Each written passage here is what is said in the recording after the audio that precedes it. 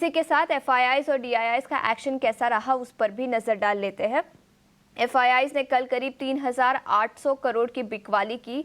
याद रखें 11वें दिन लगातार एफआईआईज की कल बिकवाली दिखी और 11 दिनों में 75,000 करोड़ के शेयर्स उन्होंने बेचे हैं। लेकिन डीआईआईज फिर एक बार खरीदारी कर रहे हैं। करीब 2200 करोड़ की खरीदारी कल दिखी। इंडेक्स फ्यूचर्स में 160 करोड़ की खरीदारी, इंडेक्स ऑप्शंस में 6,500 करोड़ की बिकवाली कल दिखी। स्टॉक फ्यूचर्स की बात करें तो 280 करोड़ की बिकवाली, वहीं स्टॉक ऑप्शंस में 3,740 करोड़ की बिकवाली कल दिखी। लेकिन आज बाजार पर कौन से लेवल्स पर अपनी नजर रखनी चाहिए, ये बताने के लिए हमारे साथ डिम्पी जुट चुके हैं। Dimpy, good morning. बताएं आज बाजार पर क्या रणनीति बनानी चाहिए? गुड मॉर्निंग आशीषा, अगर आपको मेरी आवाज आ रही है तो मार्केट के अंदर इस समय की स्थिति ये कहती है कि थोड़ा देख के आपको ट्रेड इसमें करना चाहिए, क्योंकि जैसे हमने कल भी आपको बताया था कि मार्केट के अंदर एक बेस तो बन चुका है। ये बेस अब तेजी का हो सकता है, ये base consolidation plus positive consolidation का होगा जरूर, और बाजार चल भी सकता है। देखिए कल इंपॉर्टेंट लेवल्स क्या थे, मैंने नोटिस कराए थे, वो थे 24,800 थे 50,800। अब आप कल जब अच्छा चल के आए, और कल हमने बैंक निफ्टी सुबह सुबह प्लस भी करवाई लोगों को, तो बैंक निफ्टी के अंदर कल अच्छा ट्रेड भी बना और कल 3-4 शेयर बैंक निफ्टी के अच्छे मूवमेंट भी देखे गए। तो कहने का मेरे मतलब ये है कि दोनों ने अपने न केवल लेवल्स को प्रोटेक्ट किया, बल्कि एक नए लेवल्स पे मार्केट को ले आए।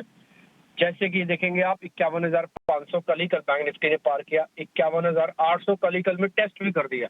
तो इतनी स्पीड थी कि दोनों लेवल्स जो क्रिटिकल इंपॉर्टेंट रेजिस्टेंस लेवल थे वो मार्केट ने कल ही कल में टच कर दिए बैंक निफ्टी के पॉइंट से।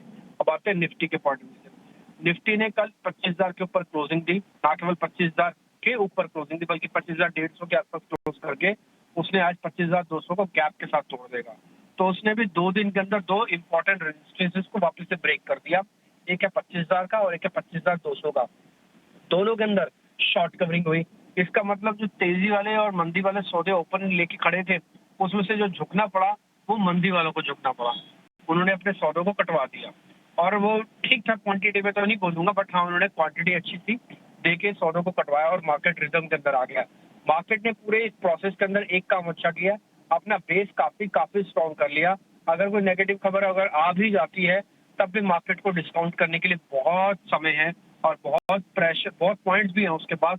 वो चाहे तो 24,800 तक मार्केट के अंदर बहुत सारी चीजों का भी डिस्काउंट कर सकता है, और बैंक निफ्टी भी चाहे तो 51,000 तक कर सकता है डिस्काउंट, करीब 800 पॉइंट है उसके पास भी। तो आप मार्केट के अंदर अगर आप कल पोजीशंस लेके बैठे तो जरूर राइड कीजिए।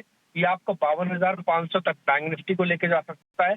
इसके अंदर इतनी प्रोबेबिलिटी है, इतने शॉर्ट्स को भी कवर होना बाकी है। दूसरा, अगर निफ्टी पे आया तो 25,200 पार होते ही 25,400 500 की जर्नी पे अभी रास्ता खुल सकता है। तो आपके पास अभी भी बैंक निफ्टी और निफ्टी के पास अच्छा पॉइंट्स हैं गेन करने के लिए। अगर आप लेना भी चाहते हैं, मान लीजिए आपने कल पोजीशंस ले ली, आज आप लेना चाहते हैं तो बिल्कुल लीजिए, लेकिन स्टॉप लॉस फिर आप नियर बाय का लगाइएगा। आपके पास इतने डीप स्टॉप लॉस लगाने का फिर रेशो नहीं ठीक बनेगा आपका। तो आपको क्या करना है कि 51,500 का नियर बाय का स्टॉप लॉस बैंक निफ्टी का लगा के 52,500 तक के टारगेट के लिए चलना है, छोटे से कम वॉल्यूम वगैरह काम करना। और सेम विद निफ्टी, अगर आप चाहें तो 25,100 25,000 तक की रेंज का स्टॉप लॉस लगा लें। 25,000 लाएंगे तो ज्यादा बेहतर होगा। 25,000 का एक स्टॉप लॉस लगा लें और अपना टारगेट रखें 25,500 तक का।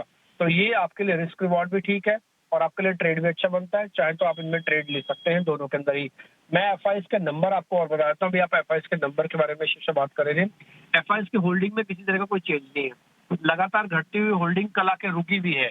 हालांकि ये बहुत अच्छी जगह पे नहीं है रुकी, थोड़ा और नीचे मिलता तो ज्यादा बेहतर होता, बट फिर भी ठीक है।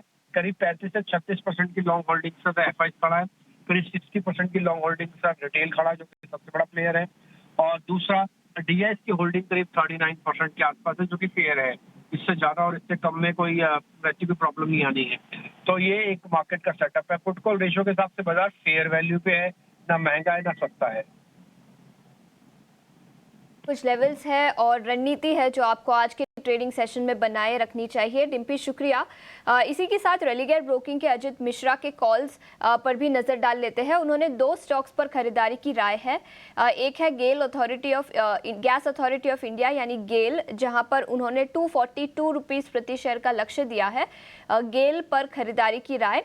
226 का स्टॉप लॉस। और इसी के साथ आईटी सेक्टर से टेक महिंद्रा, यहाँ पर भी उन्होंने खरीदारी की राय दी है। 1790 रुपये प्रति शेयर का लक्ष्य और 1648 रुपीज़ प्रति शेयर का स्टॉप लॉस।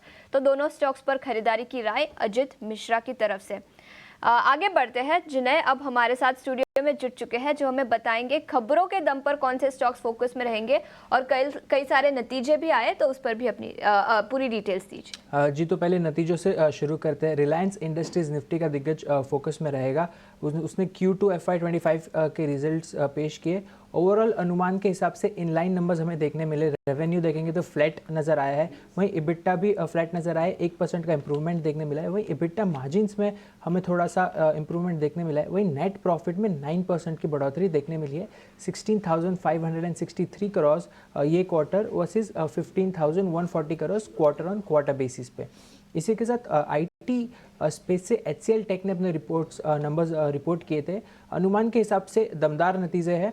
रेवेन्यू की बात करेंगे तो 3% की बढ़ोतरी देखने मिल रही है, वहीं इबिट में 12% की बढ़ोतरी देखने मिल रही है। और अगर मुनाफे की बात करें तो वो फ्लैटिश देखने मिला है, 0.5% से की डिक्लाइन देखने मिल रही है।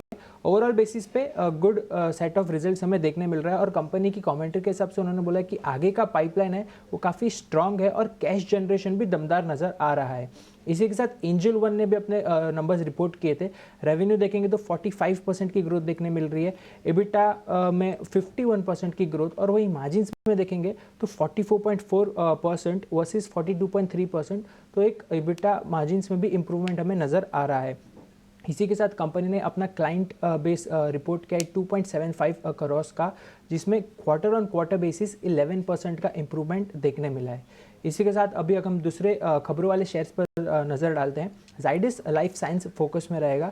जाइडस और ICMR में फेज़ 2 प्रूफ ऑफ कॉन्सेप्ट का ट्रायल शुरू किया है। ये जो है एक ड्रग के लिए होगा जो सिकल सेल डिजीज़ के लिए इस्तेमाल की जाती है। IRCTC भी फोकस में आज हमें नज़र में आएगा, क्योंकि रेल नीर प्लांट कंपनी ने कमेंस किया है। विजयवाड़ा में इनका ऑपरेशंस है और इसी के साथ जो टोटल कैपेसिटी है ये प्लांट की वो अब है 72,000 प्रतिदिन की। इसी के साथ JSW इंफ्रास्ट्रक्चर भी फोकस में रहेगा। कंपनी को एक लेटर ऑफ इंटेंट मिला है MMB से, महाराष्ट्र ऑफ मैरीटाइम बोर्ड से, जहाँ पे ये डेवलपमेंट करेंगे, ऑपरेशन मैनेजमेंट और मेंटेनेंस करेंगे एक ऑल वेदर मल्टीपर्पज़ पोर्ट का।